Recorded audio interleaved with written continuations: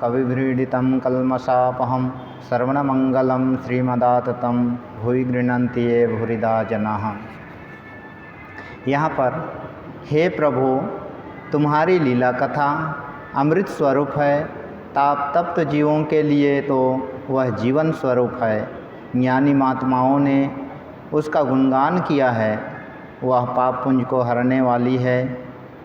उसके श्रवण मात्र से परम कल्याण होता है। वह परम मधुर तथा सुविस्तृत है। जो तुम्हारी इस प्रकार की लीला कथा का गान करते हैं, वास्तव में इस भूतल में वे ही सर्वश्रेष्ठ दाता हैं। अखंड मंडलाकारं व्याप्तं येन चराचरं तत्पदं दर्शितं येन तस्मै श्री गुरुवे नमः। हम लोग कुछ देर पहले महाराज के द्वारा रामकृष्ण पोथी पुस्तक से पाठ सुन रहे थे, उनका व्याख्या सुन रहे थे, और हम लोग अभी हिंदी में रामकृष्ण वचनामृत का पाठ करेंगे। आज के एक विशेष दिन के अवसर पर रामकृष्ण भगवान के जन्म के 189 बर्थडे को मना रहे हैं। इसी के सिलसिले में हम लोग आज देखेंगे कि रामकृष्ण देव के पास आना और उनके लिए किस तरह से आना और हम लोगों को क्या करना, इसके बारे में थोड़ा बहुत जानकारी, जितना मैं जानता हूँ उतना बोलने का प्रयास करूँगा। यहाँ पर हम लोग देखते हैं मास्टर महाशय द्वितीय अध्याय में जब मास्टर महाशय आते हैं तो मास्टर महाशय उनको पूछते हैं कि ईश्वर दर्शन किस तरह से होगा। तो उसके उत्तर में रामकृष्ण देव बोलते हैं, 3 चीज़ बोले थे। उसमें बोले थे नाम गुण संकीर्तन, एकांतवास और सत्य पुरुष के साथ में संग करना। और हम लोग विवेक चूड़ामणि में देखते हैं मनुष्यत्वा, मुमुक्षुत्वा और महापुरुष संशया। ये जो महापुरुषों का संशय वहाँ पर भी देखा जाता है और यहाँ पर भी ईश्वर प्राप्त करने के लिए भी सत्संग का अति आवश्यक है। हम लोग देखेंगे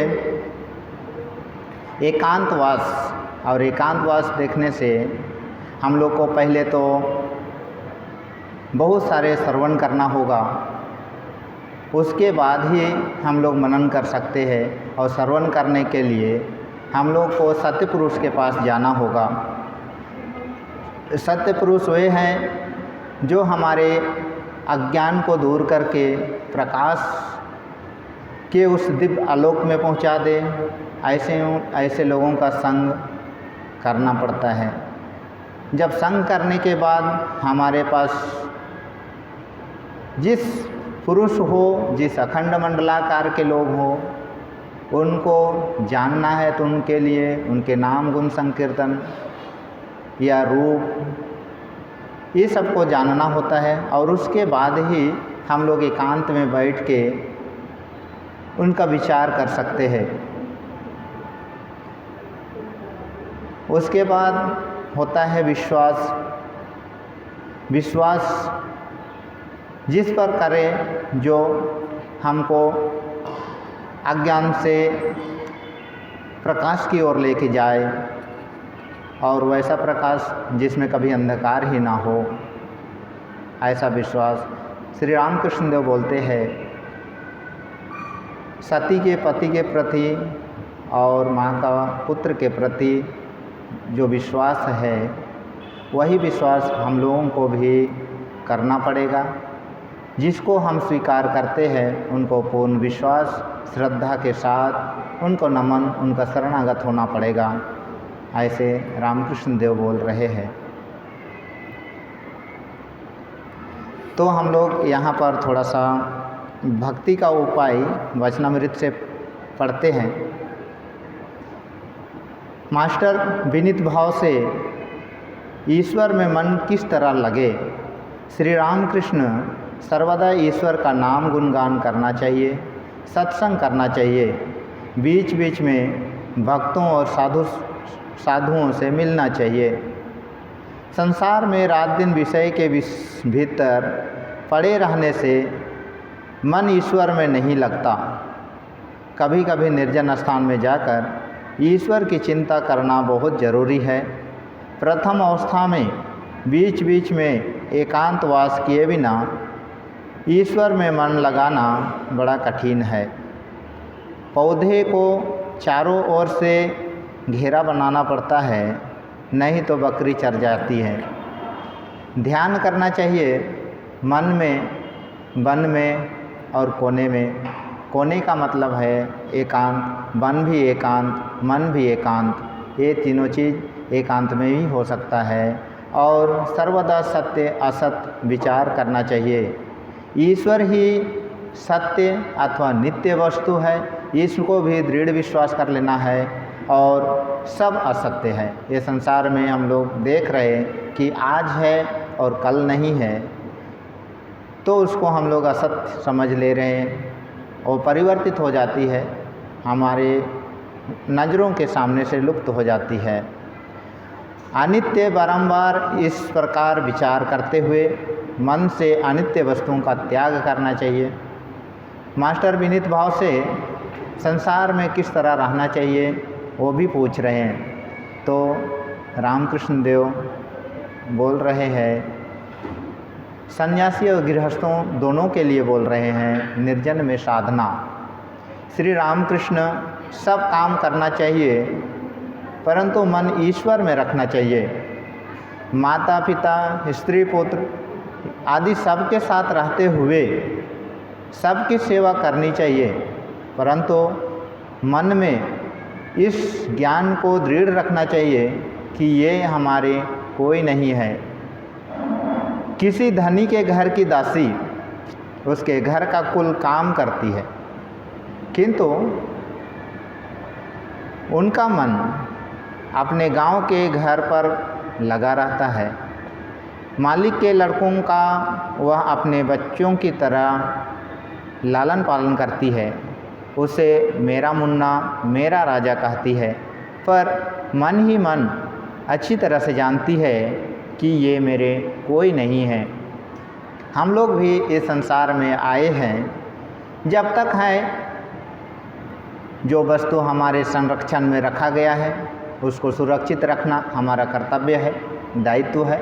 उसको हम लोग करते हुए हम लोगों को अंदर से ये अच्छी तरह से जान लेना है कि ये जगत में आए हैं तब तक के लिए है, और जैसे ही हम लोग यहाँ से जाएंगे हम कुछ चीज़ को लेके नहीं जाएंगे, और ले जाएंगे तो वही चीज़ जो हमारे द्वारा पुण्य अर्जित किया गया है, जो अच्छे कर्म किए गए हैं, वही चीज़ हम साथ में ले सकते हैं।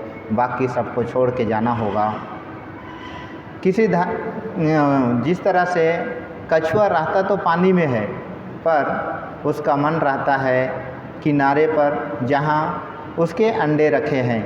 संसार का काम करो पर मन रखो ईश्वर में। संसार में जितने भी काम है उसको करते हुए भी हम लोग 2 दिन के लिए आए हैं, ऐसा मन में दृढ़ विश्वास रखिए कि ईश्वर ही सत्य है, उसी के चरणों में हम लोग को समर्पित करना है। ऐसा सोच के हम लोग इस संसार में जिए तो दुख सुख से निवृत्ति हो सकती है। दुख सुख से निवृत्ति यानी दुख सुख तो रहेगा, किंतु हम लोग उससे प्रभावित नहीं होंगे।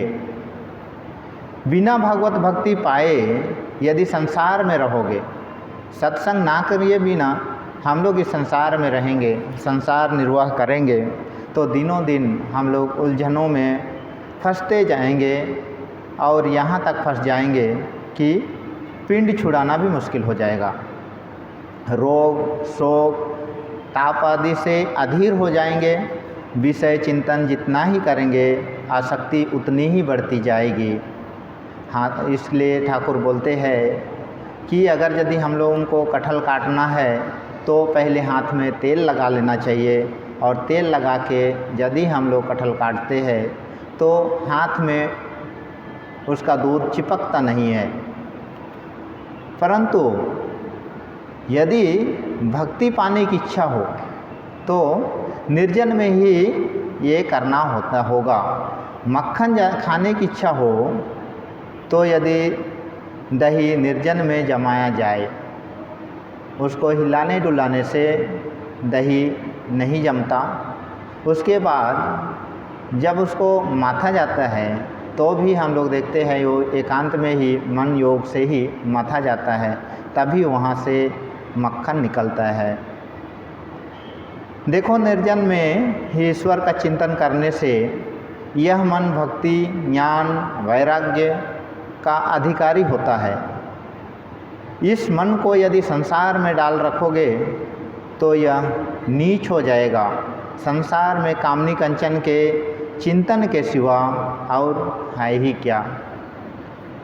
संसार जल है और मन मानो दूध। यदि पानी में डाल दोगे तो दूध पानी में मिल जाएगा, पर उसी दूध का निर्जन में मक्खन बनाकर यदि पानी में डालोगे तो मक्खन पानी में तैरता रहेगा, किंतु एक दूसरे से मिलित नहीं होगा। इस प्रकार निर्जन में साधना द्वारा ज्ञान भक्ति प्राप्त करके यदि संसार में रहोगे तो संसार से निर्लिप्त रहोगे। साथ ही साथ विचार भी खूब करना चाहिए। कामनी और कंचन जो चीज़ त्याग्य वस्तु है उसको हम लोग को मन से, कर्म से त्याग कर लेना चाहिए, ताकि हम लोग उसमें नहीं फंसेंगे और ईश्वर जो वस्तु नित्य है, सत्य है, आनंद स्वरूप है, उसके पास पहुंचा जा सकता है। यहाँ पर देख रहे हैं रुपये से क्या मिलता, रोटी दाल कपड़े, रहने की जगह, बस यहीं तक। और रोटी दाल कपड़े आज कर्म अगर यदि हम ईश्वर आश्रित कर्म करेंगे तो भी हम लोग को मिल ही जाएगा। तो रुपया जीवन का लक्ष्य नहीं हो सकता। इसी को विचार कहते हैं। मास्टर जी हाँ, अभी मैंने प्रबोध चंद्रोदय नाटक पढ़ा है, उसमें वस्तु विचार है। श्री रामकृष्ण पूछते हैं, हाँ वस्तु विचार देखो, रुपये में ही क्या है, सुंदरी के देह में ही क्या है। विचार करो, सुंदरी के देह में केवल हाड़, मांस, चर्बी, मलमूत्र यही सब है। ईश्वर को छोड़ इन्हीं वस्तु में मनुष्य मन क्यों लगाए, क्यों यह ईश्वर को भूल जाता है। आगे बोलते हैं ईश्वर दर्शन के उपाय। मास्टर क्या ईश्वर के दर्शन हो सकते हैं? श्री रामकृष्ण, हाँ हो सकते हैं। बीच बीच में एकांतवास, उनका नाम गुणगान और वस्तु विचार करने से ईश्वर के दर्शन होते हैं। मास्टर कैसी अवस्था हो तो ईश्वर के दर्शन हो? श्री रामकृष्ण, खूब व्याकुल होकर रोने से उनके दर्शन होते हैं। स्त्री या लड़के के लिए लोग आंसुओं की धारा बहाते हैं, रुपये के लिए रोते हुए आंखें लाल कर लेते हैं, पर ईश्वर के लिए कोई कब कहाँ रोता है। ईश्वर को व्याकुल होकर पुकारना चाहिए। यह कहकर श्री रामकृष्ण देव एक गाना गाने लगे।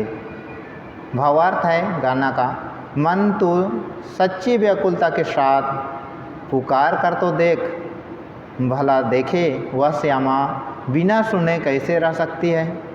तुझे यदि माँ काली के दर्शन की अत्यंत तीव्र इच्छा हो तो जवा पुष्प और बेलपत्र लेकर उन्हें भक्ति चंदन से लिप्त करके माँ के चरणों में पुष्पांजलि दे।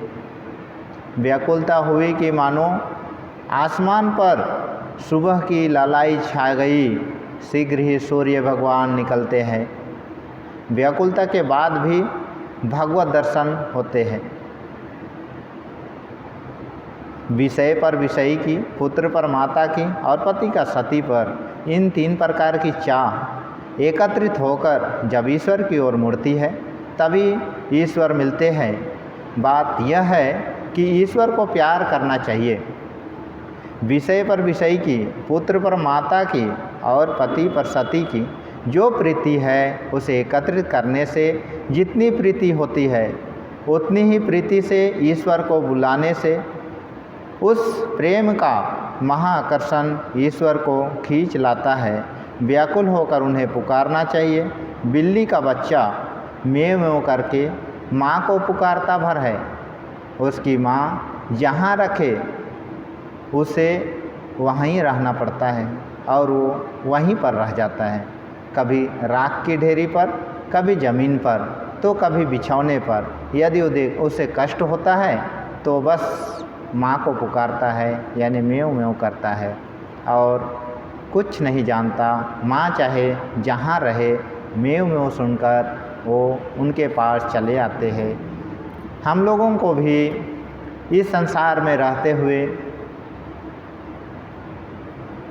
खाली माँ माँ का पुकार ही करने का और उन्हीं को मन योग कर्म में लिप्त करके करना होगा। ईश्वर रुक नहीं सकते, ईश्वर निश्चित रूप से हमारे सामने आ जाएंगे। अभी हम लोग कुछ देर पहले सुन रहे थे कि इस चर्म चक्षु के द्वारा हम लोग नहीं देख पाते, तो हम लोग भाव के जो आँखें होते हैं उससे हम लोग देख सकते हैं और उसमें हमारा अंदर में अनुभव और हमारी प्रशांतता उधर होती है। बाहर से देखने मात्र से हम लोग भूल जा सकते हैं, लेकिन अंदर से जिस बार बैठ जाते हैं तो हम लोग भूल नहीं सकते उसको। यहाँ पर हम लोग आगे एक देखेंगे श्री राम कृष्ण वचनामृत से, श्री राम कृष्ण लीला प्रसंग से। सभी अवतार पुरुषों में यही बात देखी जाती है। यहाँ शारदानंद महाराज लिख रहे हैं, सभी अवतार पुरुषों में यही बात देखी जाती है। अब वो कौन सी बातें हैं, यह हम लोग श्री राम कृष्ण लीला प्रसंग के द्वारा कुछ पाठ करेंगे। श्रद्धापूर्ण हृदय से किसी भी अवतार पुरुष के जीवन वृत्तांत का निरीक्षण करने पर हमें इस बात की यथार्थ का अनुभव हो सकेगा। हमें यह दिखाई देगा कि वे हमारी भावभूमि में अवस्थित रहकर कभी जगत के समस्त पदार्थ का व्यक्तियों के साथ हम लोगों की तरह आचरण कर रहे हैं। ईश्वर आते हैं और साधारण मनुष्य की तरह कर्म तो करते हैं, किंतु कुछ ऐसे दिव्य भी करते हैं जिसे जो कि साधारण मनुष्य कर नहीं सकते हैं। जो चीज़ यहाँ पर शारदानंद महाराज जी लिख रहे हैं। और कभी उच्च भावभूमि में विचरण करते हुए हम लोगों के अज्ञात अपरिचित भाव तथा शक्ति संपन्न किसी नवीन राज्य का समाचार हमें प्रदान करते हैं।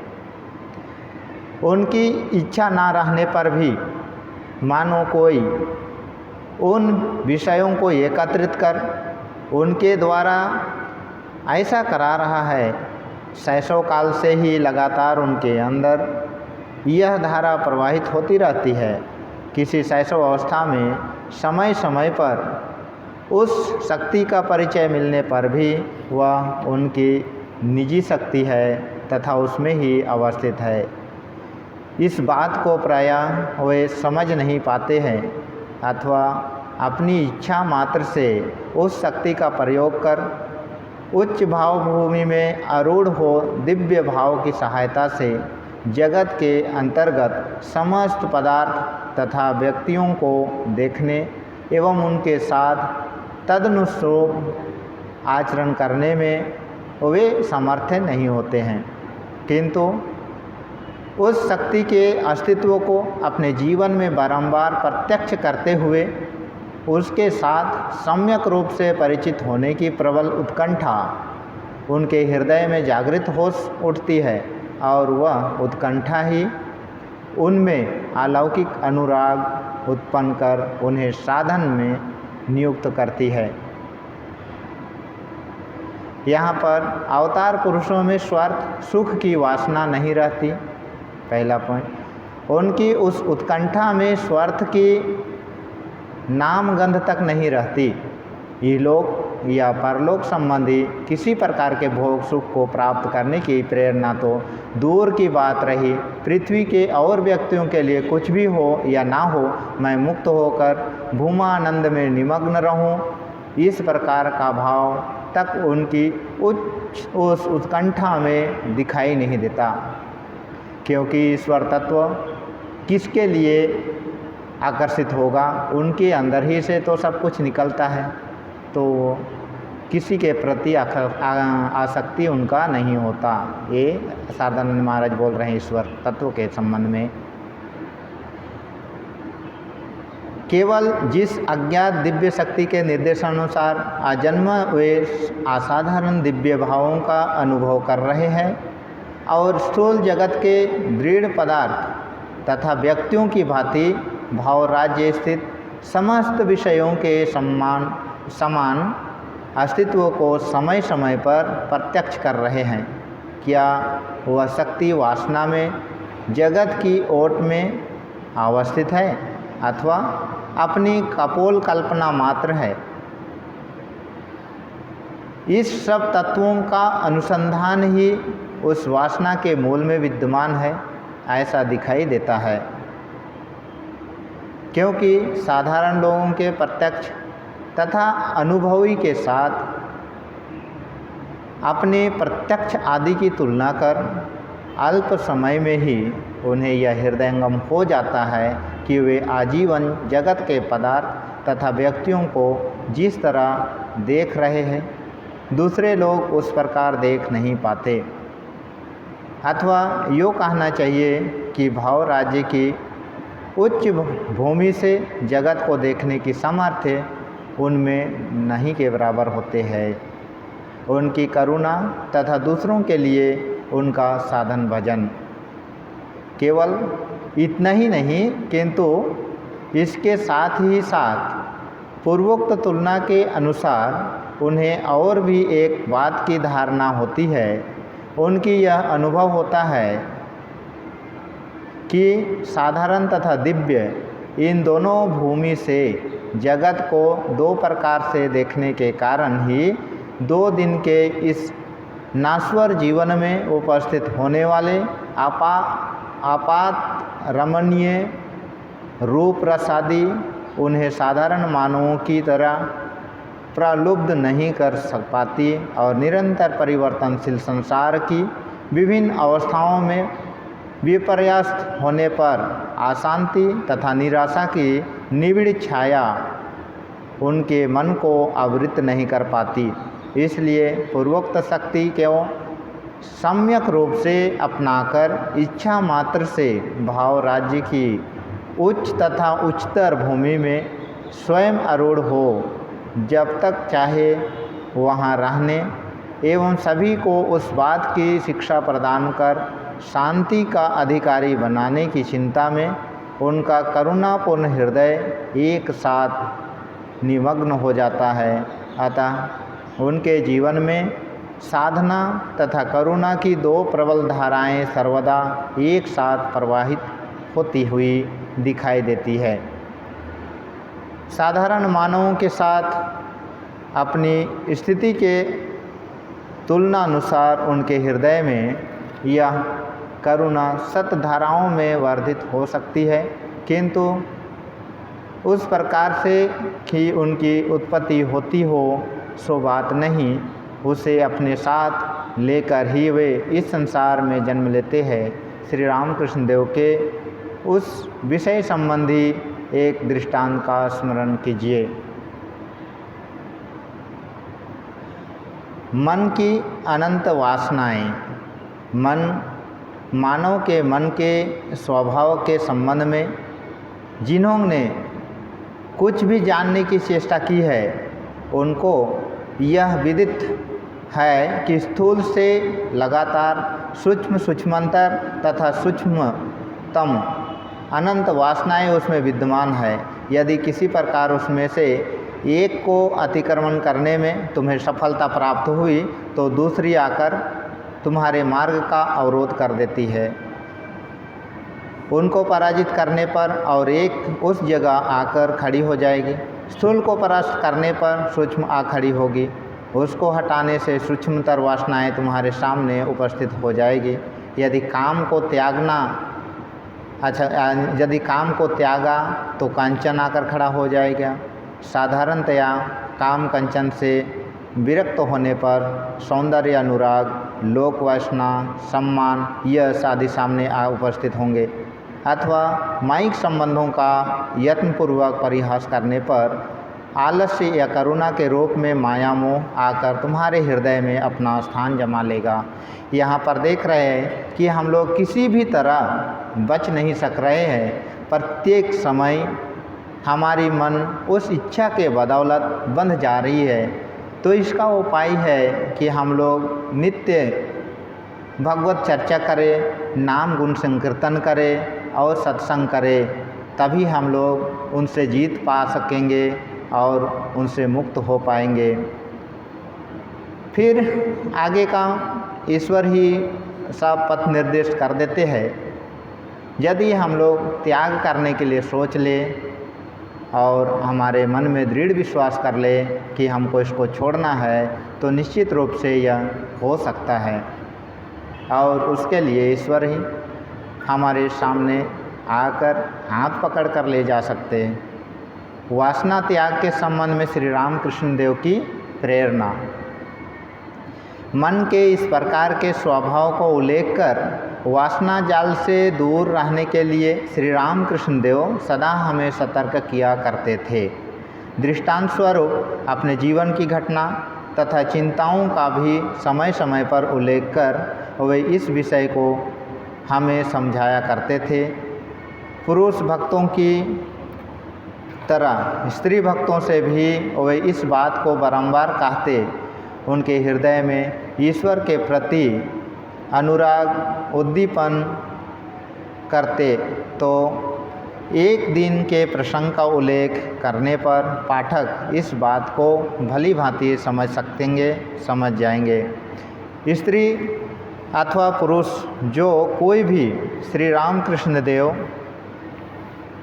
के समीप आता, तो वे सभी उनकी सरलता, सद्व्यवहार तथा काम गंध रहित अद्भुत प्रेम के आकर्षण को हृदय से अनुभव किया करते थे तथा सुविधानुसार पुनः उनका पुण्य दर्शन प्राप्त करने के निमित्त लालायित रहते थे।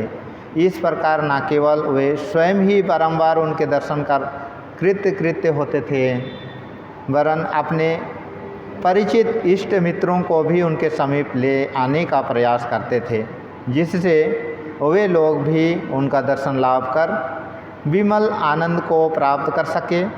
हमारी परिचित एक महिला किसी दिन अपनी सौतेली बहन तथा उनके पतिदेव की संगी बहन को साथ लेकर अपराह्न के समय दक्षिणेश्वर में श्री रामकृष्ण देव के समीप उपस्थित हुई एवं उन्हें प्रणाम कर बैठ गई। श्री रामकृष्ण देव ने उनसे परिचय तथा कुशल प्रश्न आदि किए। तदनुसार ईश्वर के प्रति अनुरागी बनना ही मानव जीवन का एकमात्र ध्येय होना चाहिए, इस विषय की चर्चा प्रारंभ कर उनसे कहने लगे। उक्त विषय में स्त्री भक्तों के प्रति उनका उपदेश क्या था? भगवान को शरणागत होना क्या सहज है? महामाया की ऐसी विचित्रता है कि शरणागत होने नहीं देती। जिसका कभी भी कोई नहीं है, उसके द्वारा एक बिल्ली पलवा कर उसे संसार में फंसा सकती है या फंसा रखती है। वह भी इधर उधर से उसके लिए मछली तथा दूध जुटाता रहता है और साथ ही यह भी कहता जाता है, मछली तथा दूध के ना रहने पर बिल्ली खाती नहीं। बताओ मैं क्या करूं? किस तरह से भगवान की शक्ति के द्वारा माया में फंसाकर हम लोगों को विभिन्न कर्म करने में और उस कर्म को ऐसी आसक्ति में बांध देना, ये ईश्वर का ही है। लेकिन हम लोगों को पहले देख चुके हैं कि सभी कर्म करते हुए भी हम लोग आसक्त रूप से अगर रह सकते हैं तो इस माया जाल में हम लोग नहीं फंसेंगे। ऐसे रामकृष्ण देव वचनामृत में बोल रहे हैं।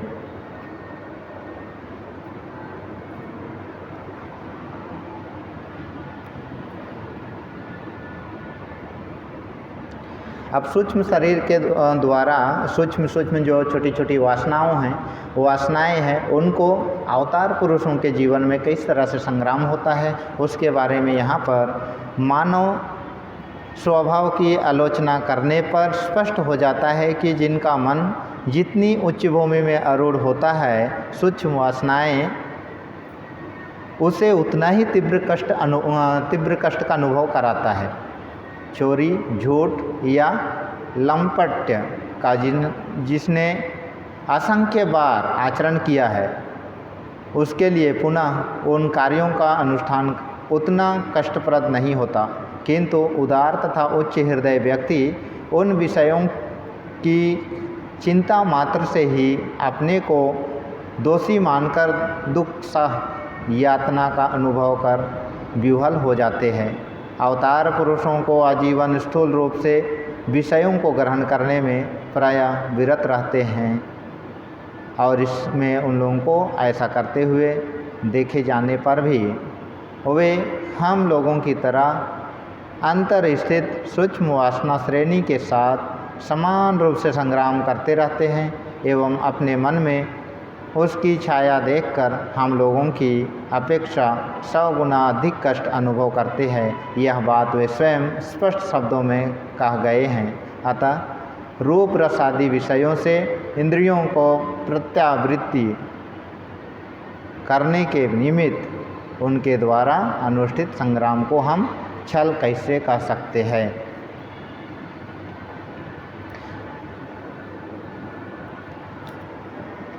आज के लिए हम लोग यहीं पाठ समाप्त करते हैं। आगे हम लोग होम देखेंगे।